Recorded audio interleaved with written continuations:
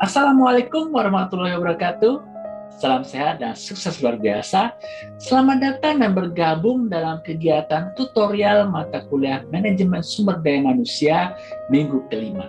Pada sesi ini kita akan mempelajari modul 7 tentang penilaian kinerja dan pengembangan karir. Pekerjaan yang dilakukan oleh manajemen sumber daya manusia ini merupakan sebuah proses yang berkelanjutan. Setelah karyawan melalui proses perekrutan, pengorientasian, serta pelatihan dan pengembangan, ini memang seharusnya karyawan ini telah siap dan memenuhi syarat untuk melaksanakan pekerjaan dan diharapkan dapat memberikan kinerja terbaik mereka kepada organisasi.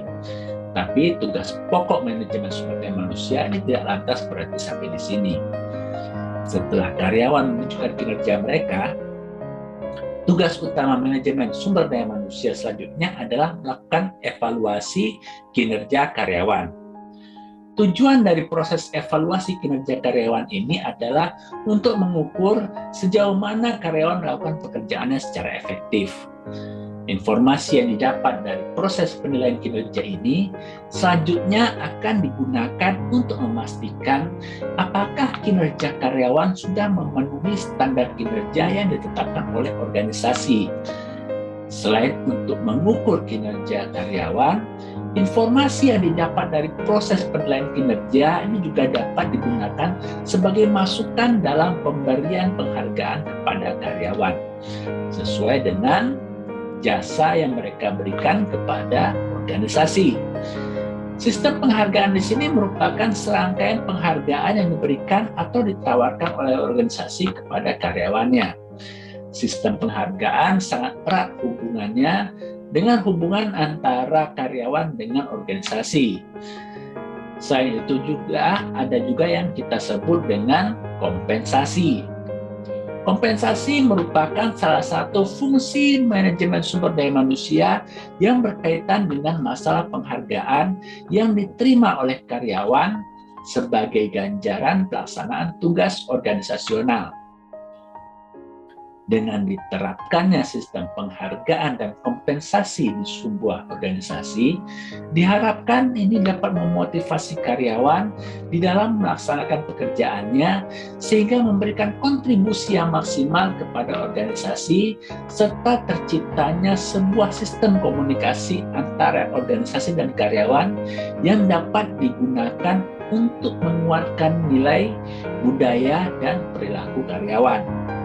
Setelah itu, meskipun organisasi ini telah melakukan proses penilaian kinerja dan menerapkan sistem penghargaan dan kompensasi, tetap saja terdapat perubahan dalam organisasi.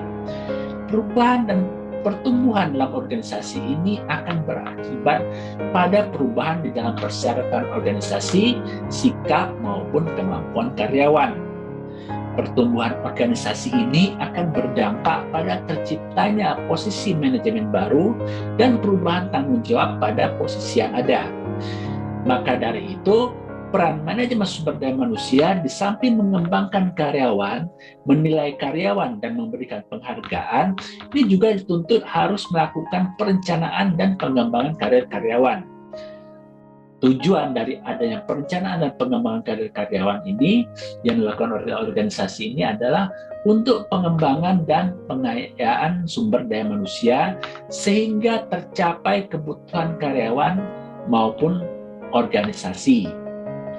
Setelah mempelajari modul 7 ini, secara umum Anda diharapkan dapat menerapkan proses penilaian kinerja, menerapkan sistem penghargaan dan kompensasi, serta menerapkan pengelolaan karir karyawan pada suatu organisasi.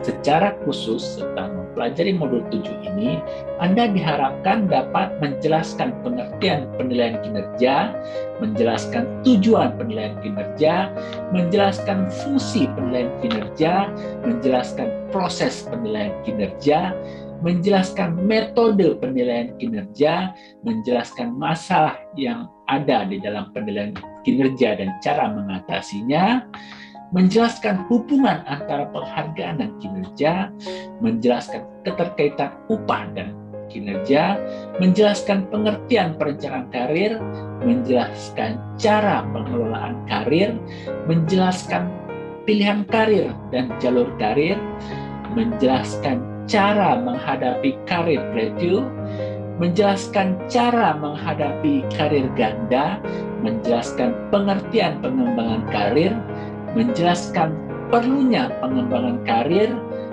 menjelaskan konsep baru karir, dan menjelaskan cara merancang sistem pengembangan karir.